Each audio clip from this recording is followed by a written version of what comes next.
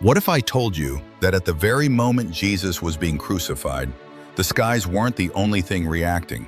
What if in the unseen realm, just above the blood-stained earth and beyond the cries of men, two of the most powerful archangels in existence were watching and intervening?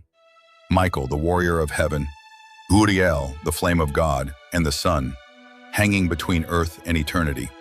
You've heard the story of the crucifixion 100 times, but I promise you, you've never heard it like this. Because hidden in the shadows of Calvary, in realms most people never talk about, something happened that defies logic, challenges doctrine, and rips the veil off everything we thought we knew about that day. So ask yourself, why did the sky go dark at noon? What was Jesus really doing in the spirit while his body hung dying? And what exactly did Michael and Uriel do when the King of Glory was pierced by the spear of a Roman soldier? Stay with me, because once you hear what these two archangels did at the cross, you'll never see Jesus or spiritual warfare the same way again. And if you're new, where we uncover the hidden, the divine, and the things no one dares to talk about. From angelic warfare to prophetic secrets, if it's in the Bible and it's mysterious, you'll find it right here. So buckle up, like and subscribe, and let's go deeper. Chapter 1. The Veiled War over Calvary. Most people only see the cross from the ground. They imagine the dusty hill, the Roman soldiers, the jeering crowd, and a bleeding man nailed between two criminals. And yes, that is what happened. But that's only the surface. That's what the flesh could see. But what if you could see in the spirit? What if you could pierce through the veil that separates the natural from the supernatural? What if, right above that hill called Golgotha, there was a war happening? A war that was older than time itself. Let me take you there. The Bible tells us that at noon the sky turned black. Not cloudy, not overcast, black. For 3 whole hours, the earth stood beneath a supernatural eclipse. But this wasn't just about the sun refusing to shine. No, this darkness wasn't physical, it was spiritual. You see, in the heavenly realm, something was stirring. Above the cross, in the invisible world that exists parallel to our own, the air was charged with divine tension. Angels weren't singing. They were silent, watching, waiting. The sky was not just dark, it was under siege. Lucifer, the fallen one, the ancient dragon who once sang in the courts of heaven, was watching from his throne of shadows. He thought he had won. This was the moment he had schemed toward for thousands of years. Ever since Eden, ever since he heard the prophecy that the seed of the woman will crush your head. Now here was the seed, hanging, bleeding, helpless, or so it seemed. But Lucifer wasn't alone in watching. Hovering in realms unseen were 2 of heaven's most mysterious and powerful figures. Michael, the archangel of war. Uriel, the archangel of divine light and secrets. They were not just observing, they were positioned, standing on either side of the spiritual boundary between heaven and earth, guardians of the moment the universe had been waiting for. Michael's appearance was nothing short of terrifying, a being of impossible height and strength, dressed not in gold, but in armor that pulsed with ancient fire. His sword was drawn, glowing with the names of God carved into its blade. His wings were not feathered, but made of a material that shimmered like galaxies wrapped in flame. Uriel, on the other hand, was like a walking furnace. His body radiated with the color of the sun, his eyes white-hot with revelation. He is not often mentioned in Scripture, but he was known in ancient texts as the angel of wisdom, prophecy, and divine mysteries. These 2 had been silent watchers across the centuries, guardians of God's redemptive timeline. And now, here they were, watching their Creator die. The earth shook, but the spirit realm was screaming. As Jesus groaned under the weight of our sin, something shifted in the invisible. Angels in the lower dimensions began to tremble. Demonic forces, sensing something was wrong, started backing away from the hill. This wasn't going according to Lucifer's plan. It was too quiet. There was no resistance. It was almost like Jesus was letting it happen. And that's what terrified hell. Because demons understand something many believers still don't. Power restrained is far more terrifying than power unleashed. Jesus had power, real power. He could have summoned 12 legions of angels. He could have called fire down from heaven. He could have stepped off that cross with a single breath and turned Golgotha into a crater. But he didn't. And in the spiritual realm, that silence was deafening. Michael looked at Uriel and said nothing, but his grip on his sword tightened, his body tensed like a lion chained, waiting for the command to be set loose. Uriel, glowing with white fire, didn't flinch.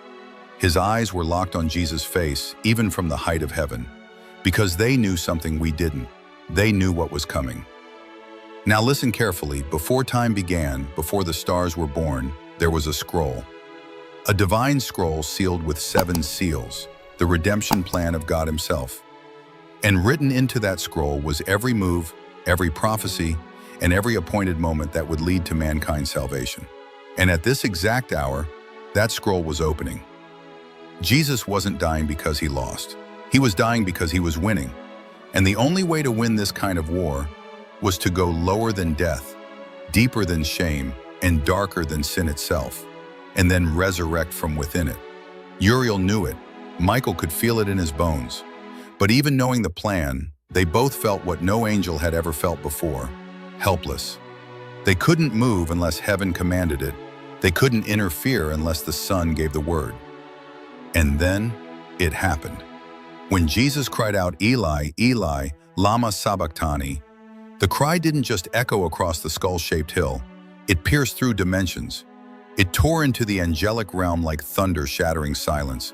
It wasn't a cry of weakness. It was a summons, a signal, and Michael knew it. In that moment, he turned to Uriel, not with fear, but with reverence. And in the quiet between heaven and earth, the king who was bleeding on a tree gave an invisible command, one that changed the course of eternity. Chapter 2, The Invisible Command. No trumpet sounded, no thunder cracked, no angel descended with wings wide open, but every throne in heaven, every principality, every demon hiding in the shadows of the cross felt it. A divine whisper. It didn't pass through human ears. It didn't vibrate through the air. It moved through spirit, straight from Jesus' dying soul to the archangels who were stationed in the skies. And the message was simple. Hold the line. Guard what is mine. Now that might not sound earth-shattering at first, but when it came from the mouth of the eternal Son, bleeding and crowned with thorns, that command activated the heavens. Jesus was hanging on the edge of 2 realms. His body was in the natural. His soul was descending into death. But his authority, still fully intact. And Michael, the war angel of God, snapped into formation. From the very beginning, Michael was heaven's general. He led armies. He fought the dragon in Revelation. He wrestled with princes over kingdoms. And at the cross, he wasn't just watching. He was assigned. He stood in a realm just above the Roman sky, sword drawn, but not for bloodshed. This time, he wasn't guarding a people. He was guarding a person, Jesus. But more than that, he was guarding a transfer. Because when Jesus took on the sins of the world, it wasn't just a burden. It was a legal exchange. Every soul, every curse, every failure was being placed onto him. It was a transaction so immense, hell gathered to witness it. And that's why Michael was there. He was there to ensure no demon interfered, no spirit of confusion slipped in, no accusation altered the covenant being signed in blood. Michael wasn't allowed to interfere in the physical realm, but in the spiritual, he was untouchable.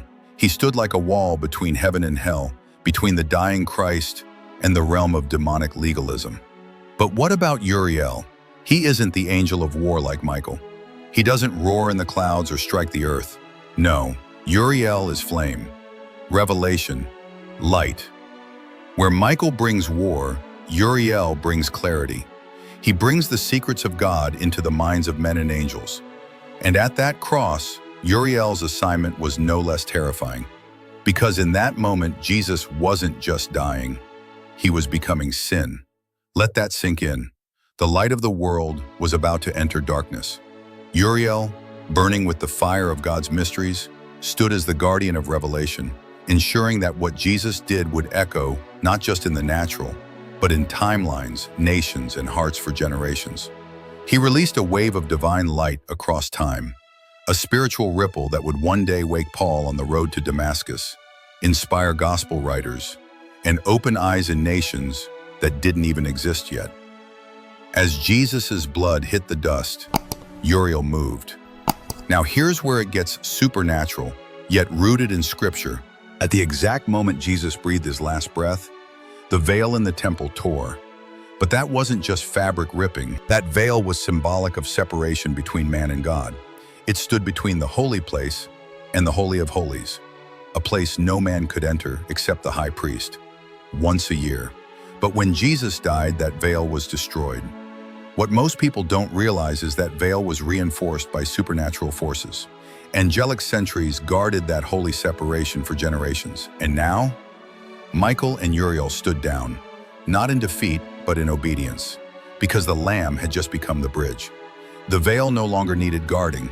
Uriel released a final burst of holy fire, and somewhere in the realm of spirit, a sword was sheathed. The war wasn't over, but the battle for access had just been won. Pause with me and think, what does it mean that Jesus gave a spiritual command from the cross? What does it mean that Michael and Uriel were actively protecting, enforcing, and carrying out orders, even as the physical world mocked him? It means something huge. Even when it looks like you're defeated in the natural, even when the enemy surrounds you, even when the crowd calls you cursed, God is still commanding angels on your behalf. Your blood may be spilling, your strength may be fading, but in the spirit, there is activity. Heaven doesn't operate by what people see, it moves by what God speaks. And sometimes, the most powerful orders are whispered through pain. Chapter 3, the descent into Sheol. Jesus had breathed his last. The ground quaked, the rocks split, the veil was torn. But while men stood in silence, watching a lifeless body hang in the midday darkness, something far more terrifying and glorious was happening beneath their feet. Because Jesus, the sinless, spotless Lamb of God, was descending into Sheol. Not symbolically, not poetically, spiritually, literally, eternally. And he wasn't going alone. Michael followed, Uriel followed, not to protect him, no, but to witness what no angel had ever witnessed before. The king was about to walk through hell's gates, uninvited and unchallenged. What is Sheol? Before we move forward, let's make this clear. Sheol isn't hell the way Hollywood pictures it. In the ancient Hebrew understanding, Sheol was the realm of the dead, a waiting place, divided into compartments it held the wicked in torment, the righteous in peace, often called Abraham's bosom, and a gulf between them that no man could cross. But Jesus wasn't a man now. He was the Word in spirit form, still carrying the scars of the cross, still wrapped in the weight of sin, not his own, but ours. He entered Sheol not as a victim, but as a king. And the moment he stepped in, the entire underworld trembled. The fallen watchers, the chained giants of the flood, the ancient rebels locked in shadow, they felt something shift. Something foreign was walking through their prison. Lucifer felt it too. He had left the hill satisfied, thought it was done. But now, his kingdom was being invaded. Without a sound, without an army, without even the strength of breath, Jesus was marching through hell with the authority of heaven. And behind him walked Michael, silent, glowing, furious, and Uriel, burning with holy flame, lighting the darkness. The Psalms actually prophesied this moment. Lift up your heads, O you gates, and be lifted up, you everlasting doors, and the King of glory shall come in.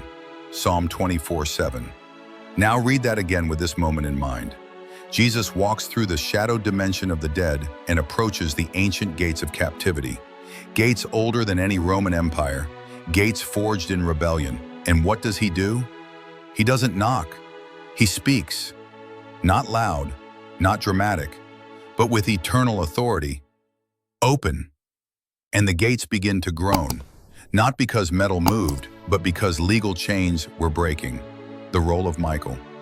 Now here's where things get intense. Michael, though known as the Angel of War, wasn't there to fight, he was there to enforce.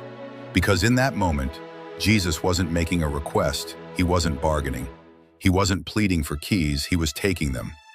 The keys to death, the keys to the grave, the keys to every prison of the soul. And Michael stood as heaven's witness, sword in hand, declaring in the spirit realm, This transfer is lawful. While Michael enforced the authority of Christ, Uriel did something unimaginable. He carried a portion of the sealed mysteries of God, locked away since the beginning of time. And as Jesus descended, Uriel began to unveil them in the Spirit. Mysteries the prophets longed to see, mysteries the angels desired to look into. In the heart of Sheol, Uriel opened a scroll of light, and as he did, the truth of the cross began to flood the underworld. Souls who had waited in the promise, Abraham, Moses, David, Elijah, they saw it. They saw the fulfillment. They saw the Lamb. They saw the light. And they rose in glory. This wasn't just a descent, it was a jailbreak. Finally, as Jesus stood in the deepest part of death, he stretched out his hand, and in the spirit realm, keys appeared. Not crafted by men, not forged in fire, but etched with eternity. The key of Hades, Lucifer couldn't stop it. No demon dared speak. And as Jesus took those keys, he turned to Michael and said just 3 words, "Time to rise." Here's what most never realize. Resurrection didn't start at the tomb. It started in Sheol. It started when death itself had to bow. When chains fell from centuries of bound souls. When angels lit fires in forgotten dimensions. When Michael stood guard and Uriel unsealed destiny, Jesus didn't sneak out of death. He conquered it from the inside. And when he rose 3 days later, it wasn't just for himself. It was for every soul he carried with him out of that darkness. So now you know, when Jesus was nailed to that cross, he wasn't abandoned. He wasn't weak. He wasn't defeated. He was commanding angels in silence, issuing orders from agony, overthrowing hell with nothing but his blood and obedience. Michael stood with sword in hand, not to fight flesh and blood, but to guard the transfer of eternal power, not just to observe, but to illuminate everything that had been hidden since the beginning of time. And while men wept, and Rome laughed, and demons shrieked in confusion, heaven stood to attention. Because the moment Jesus said, "It is finished," Michael raised his blade, Uriel sealed the scroll, and eternity shifted. It means you were never meant to fight alone. It means even in your lowest moment, when your body is broken, your mind is dark, and your prayers feel unanswered, heaven is still moving. There are angels on assignment. There is a plan unfolding, and there is power in your silence. Because sometimes your greatest victory comes not when you shout, but when you endure, just like he did. So I ask you again, what really happened on that cross? Why did the sky turn black at noon? Why did the veil tear? And why? Why were 2 of the greatest angels in creation silently standing over a bloody, brutal scene? Because it wasn't just death. It was divine strategy, sacrifice with orders, a king laying down his life, not just to die, but to take back everything we lost. Michael knew it, Uriel saw it, and now you've seen it too. Now I want to hear from you. Which moment shook you the most? Was it the angelic war behind the veil, the invasion of Sheol, or the moment Jesus took the keys? Drop your thoughts in the comments. Don't just watch, join the revelation. And if this opened your eyes, share it, like it, subscribe, because what's coming next, you won't believe it either.